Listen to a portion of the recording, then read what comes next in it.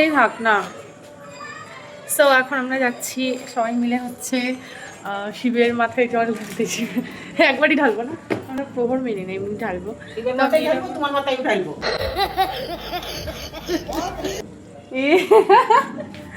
এটা ভিডিও হচ্ছে, তুমি কার মাথায় ঢালবা? সো আমরা বেরিয়ে গেছি।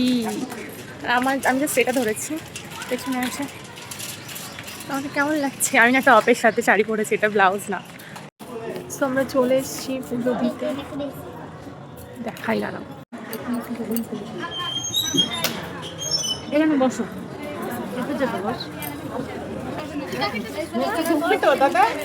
হ্যাঁ আমাদের হ্যাঁ, দেখো আমি গেছিলাম আমার বাড়ির পাশে হচ্ছে একটা শিব মন্দিরে পুজো দিতে, আর মার সাথে আর দিদার সাথে গেছিলাম। তার জন্য আমার ক্যামেরাম্যান কেউ ছিল না ধরার মতো।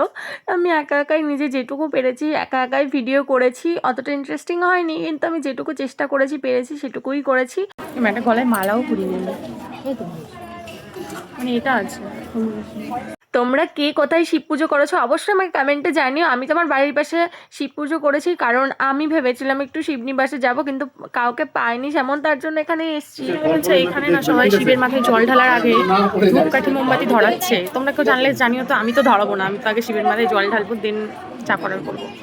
তোমরা কেউ জানলে জানিও এটা কি আগে করতে হয়। এই পাশে সরে আসো, সবাই উঠে চলে গেছে, সবাই ধরাচ্ছে। আমার কাছে আমার বলদার মতো লাগছে মনে হচ্ছে। আমি তো এখানে চলে এসো না, ভিড় হইতাছে কিন্তু পরে মন্দিরে চলে এখানে ঘোরাতে হয়। বলে তারাও ছাড়বে না, আমরাও ছাড়বো না। সব ঘুরো তারপরে।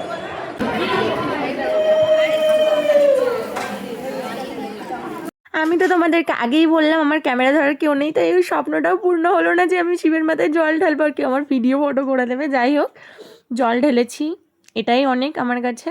তো এই যে এখানে গেছিলাম পুজো দিতে। তো ভিডিওটা ভালো লাগলে লাইক করে দিও, বাই।